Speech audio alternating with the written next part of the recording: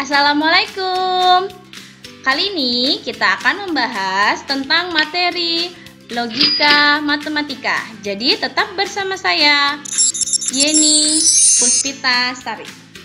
Nah, dalam pertemuan kali ini adalah pertemuan dari materi terakhir tentang logika matematika. Saya akan membahas khusus tentang penarikan kesimpulan.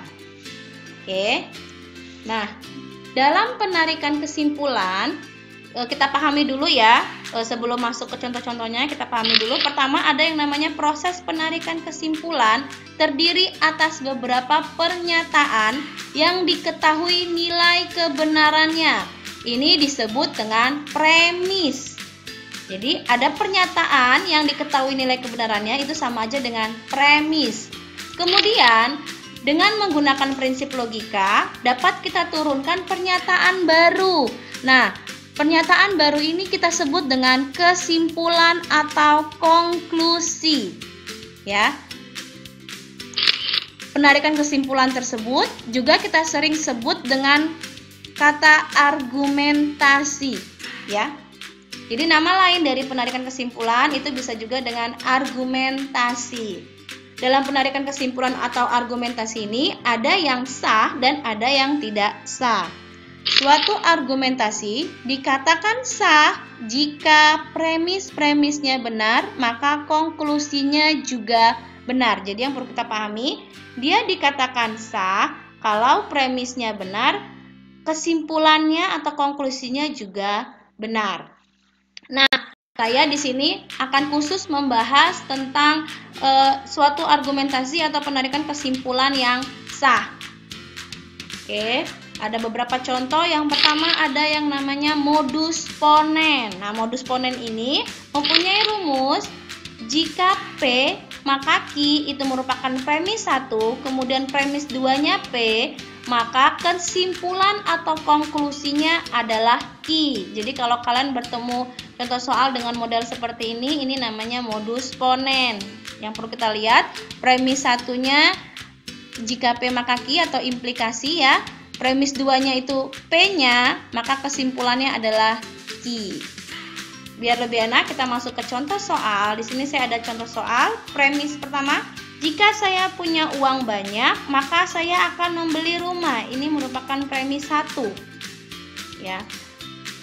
Dalam premis 1 ini kita tuliskan di sini ada nih, saya punya uang banyak. Saya punya uang banyak ini berarti P ya. Oke, kemudian maka saya akan membeli rumah. Ini berarti Q-nya. Oke. Berarti ini jika P maka Q. Kemudian premis 2-nya saya punya uang banyak. Saya punya uang banyak berarti tadi ini merupakan P ya. Ini merupakan nilai P. Jadi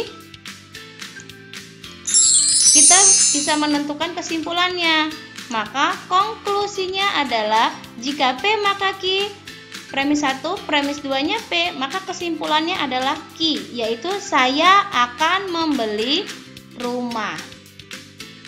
Oke, paham ya tentang modus ponen? Jadi kalau ditanya bagaimana membuat kesimpulan, kita lihat dulu model dari contoh soalnya atau model dari soalnya itu seperti apa. Kalau seperti ini, berarti kesimpulannya adalah I, saya akan membeli rumah. Yang kedua, ada yang namanya modus tollens. Nah, untuk modus tollens mempunyai rumus jika P maka Q itu merupakan premis 1, kemudian premis 2-nya ingkaran Q, maka konklusi atau kesimpulannya adalah ingkaran P. Oke, coba contoh. Jika hari ini cuaca cerah, maka saya datang ke pestamu. Ini merupakan premis 1. Sama seperti ya, kita buat dulu biar lebih mudah. Hari ini cuaca cerah, berarti ini merupakan nilai P. saya datang ke pestamu. Ini berarti nilai Q-nya. Oke. Kemudian premis 2-nya yaitu saya tidak datang ke pestamu. Berarti ini kan saya datang ke pestamu adalah Q. Ada kalimat tidak, berarti itu merupakan ingkaran Q. Oke. Saya tidak datang ke pestamu, berarti ini merupakan ingkaran dari Q. Nah, kalau sudah seperti ini, maka konklusinya atau kesimpulannya adalah ingkaran P. P-nya hari ini cuaca cerah, maka ingkarannya adalah hari ini cuaca tidak cerah. Oke, paham ya? Ini merupakan modus tollens. Yang pertama tadi ada modus ponen, dan yang terakhir ada yang namanya silogisme. Nah, dalam silogisme ini mempunyai rumus. Premis 1-nya jika P maka Q, kemudian premis 2-nya Q maka R, maka untuk kesimpulan atau konklusinya adalah ini rumus cepatnya kita coret aja nih. Q-nya kan sama-sama Q, kita hilangkan, maka konklusinya adalah jika P maka R. Itu kesimpulan atau konklusinya. Ya, yang ini kita hilangkan. Contohnya, di sini ada jika hari ini hujan, maka saya tidak berangkat ke sekolah. Ini premis 1-nya.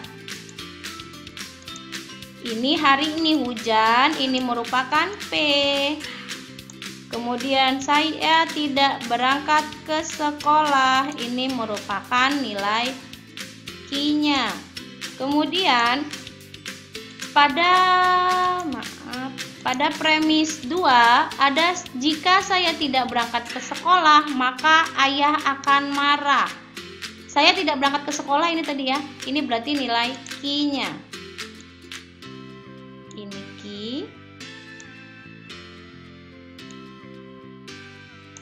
Kemudian ayah akan marah berarti nilai R.